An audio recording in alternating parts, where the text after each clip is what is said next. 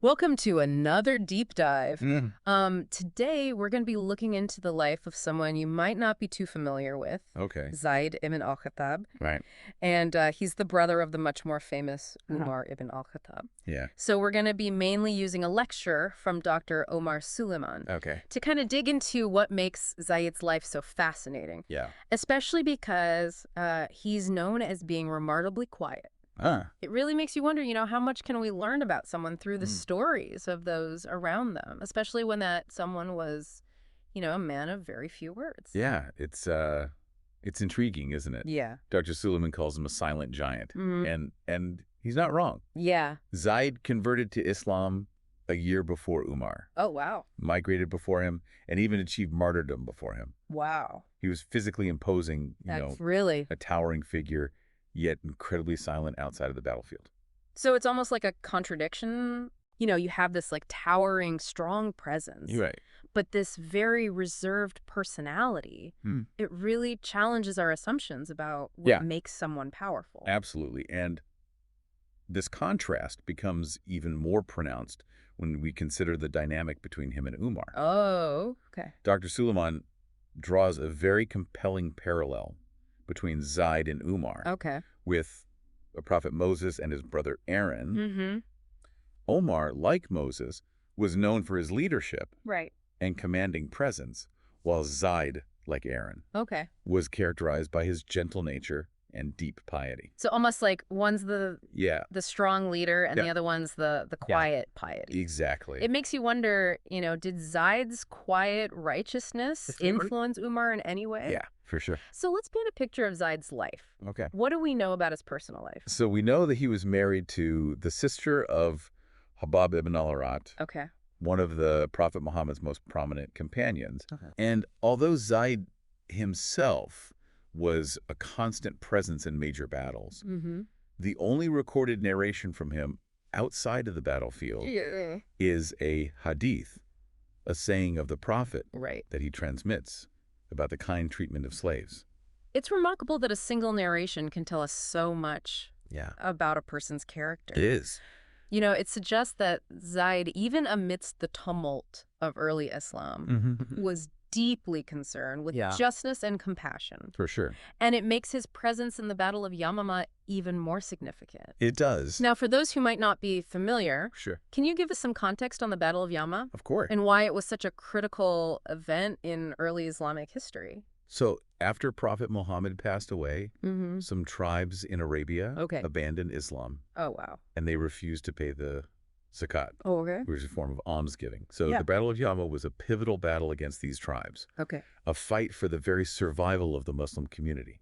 So a very, very important battle. Very important, yeah. And in this battle, Zayd achieved martyrdom. Yes. Over 600 companions Wow. lost their lives that day, Hmm. including Zayd. Yes? He was the flag bearer, Wow. which really speaks volumes about his standing among the companions. Yeah. Can you imagine the weight of that responsibility?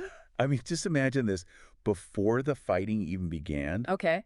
Zayd killed a prominent apostate leader in a duel. Wow. And this victory had a ripple effect, Really? demoralized the enemy. Ow. As the battle raged, Zayd, normally so quiet, Yeah. became a rallying force, urging his fellow Muslims Okay. to fight with courage and conviction. Wow. His voice, typically reserved, resonated amidst the chaos, Yeah. driving them forward. So it's like he stepped into this role. He did. That almost seems to go against his nature, Against his nature. but he rose to the occasion Yeah. with incredible bravery. Absolutely, and tragically, Yeah. he fell in the heart of the enemy ranks. But even in death, his impact was undeniable. Mm-hmm. Other companions picked up his fallen banner Okay. and continued the fight, Wow.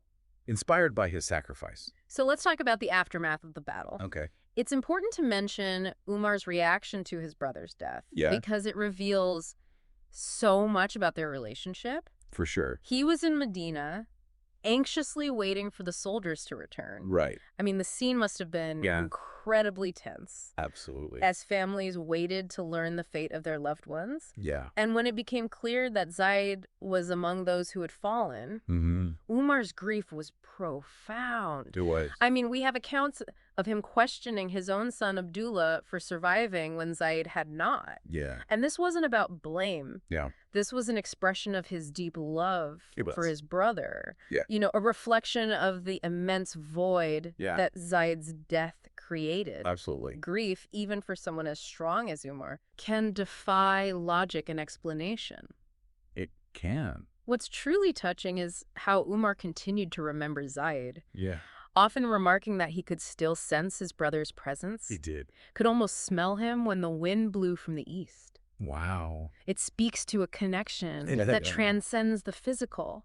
It does. This wasn't just a brotherly bond. This was a profound sense of loss for a kindred spirit. Yeah. Someone who understood him deeply. Yeah. But we're going to shift gears here. Okay. And fast forward a bit. Okay. To a moment that reveals another dimension of Umar's character. Right. You're talking about the encounter with the man who killed Zayd, right years after the Battle of Yama. Umar came face to face with the man responsible for his brother's death. It's a pivotal moment. It is. Loaded with tension. Yeah. How would a leader known for his strength and justice react to such a confrontation? Well, that's a story for part 2 of our deep dive. For now, we'll leave you to ponder that question. All right.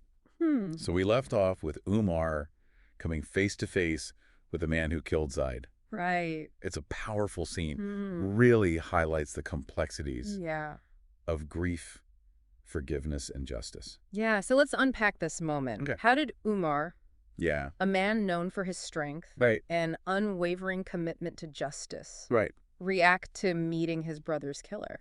Well, it wasn't a cold or detached encounter. Okay. Umar acknowledged his pain directly. Okay. He said, "Woe to you, you have killed a brother of mine. Wow. The wind does not blow, except that I remember him." I mean, just imagine the weight of those words, the rawness of his grief, even after all these years. Even after all these years. So what was the killer's response? Well, his reply is fascinating. Okay. Because it gives us some insight into the prevailing beliefs of the time. Okay. He says, "O commander of the believers, okay. Allah honored him through my hand, and Allah did not disgrace me through his hand." It reflects the Islamic belief in divine decree. Right. That everything, even death in battle, happens according to God's will. Okay, so while it might not be a satisfying response, you know, on a purely human level, it highlights the importance of faith in navigating such a difficult situation. Absolutely. So did this response placate Umar's grief? Well, how did he ultimately find closure? The key here is that the man who killed Zayd had sincerely repented. Okay. And returned to Islam. Okay. This was crucial for Umar. He saw that this man was no longer the same person who had taken his brother's life. Right. He saw genuine remorse and a commitment to living a righteous life. So that's where Umar's remarkable capacity for forgiveness comes into play. Exactly. He chose to look beyond the past. He did. And focus on the potential for good in this man's future. Precisely. And to really drive this point home, Umar appointed this man as a judge. Wow. It's a stunning act that speaks volumes about Umar's leadership. Right. And his unwavering belief in justice and redemption. Yeah. He understood that even someone who had made grave mistakes could transform and contribute to society in a positive way. It's a powerful message. It is. One that resonates. It does. Even today. For sure. Right? It challenges us to consider the possibility of forgiveness, even in the face of immense pain and loss. Yeah. But let's shift our focus now to Zayd's son, Abdul Rahman. Okay. You mentioned earlier that Umar raised him as his own after Zayd's death. I did. What can you tell us about their relationship? Well, it's a beautiful testament to the bond between these two brothers. Umar didn't just provide for Abdul Rahman. Yeah. He loved and nurtured him as if he were his own son. Oh. There's this heartwarming anecdote about them swimming together. With Umar watching from the shore. Clearly filled with paternal affection. Wow. It speaks to the depth of his love for Zayd. Right. Extending that love to his orphan nephew. It's such a touching image. A testament to the enduring power of family. It is. Even in the face of tragedy. Yeah. It also highlights the importance of community support in those early days of Islam. For sure. And speaking of community values, there's a fascinating story about Abdur Rahman's name change. Right. That offers a window into the cultural landscape of the time. It does. Oh. So tell me more. Abdurrahman was originally named Muhammad. Okay. But one day, Umar overheard some people Okay. using Prophet Muhammad's name Okay. while insulting each other. Oh, wow. And he was deeply disturbed by this. Right. And decided to change Abdurrahman's name Okay. to avoid any possibility of the Prophet's name being used disrespectfully. Wow. Even indirectly. It's a seemingly small detail. It is. But it reveals so much about Umar's character. He was a man of deep faith. He was. And even the slightest disrespect towards the Prophet was unacceptable to him. Unacceptable. It also speaks to his concern It does. for Abdurrahman's well-being. Right. He didn't want his nephew to be inadvertently associated with any negativity or disrespect directed towards the Prophet's name. For sure. Okay, so let's circle back to something Dr. Suleiman mentioned. Okay. Regarding Zayd's grave. Right. It's a detail that seems insignificant at first, but upon closer examination, reveals a profound truth about legacy and remembrance. It does. Can you elaborate on that? Initially, Zayd's tomb was marked by a grand structure, as was common for prominent figures of that time. Right. However, over the centuries, that structure has disappeared. Oh, wow. Leaving only a simple grave. Really? In a mass graveyard for the martyrs of Yama.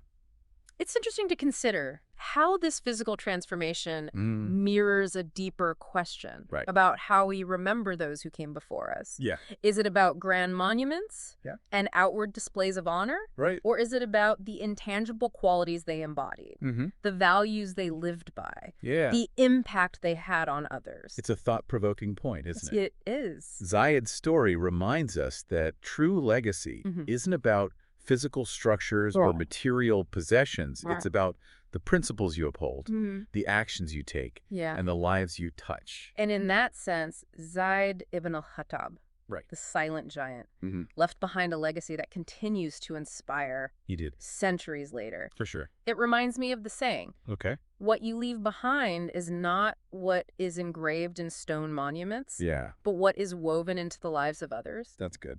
But that's a conversation for part 3. Okay. For now, we'll leave you to reflect. On the true meaning of legacy, we've spent this deep dive exploring the life of Zayd ibn al-Khattab, a man who, despite his reserved nature, left a lasting impact He did. on early Islam. It really begs the question, what can we learn from Zayd's example? Well, in a world that often equates greatness with outward displays of power and charisma, Zayd's story reminds us that true strength can reside in quiet determination and unwavering principles. That's a powerful counter-narrative to the idea that you need to be loud and assertive to make a difference. Zayd's impact wasn't about grand speeches or bold pronouncements.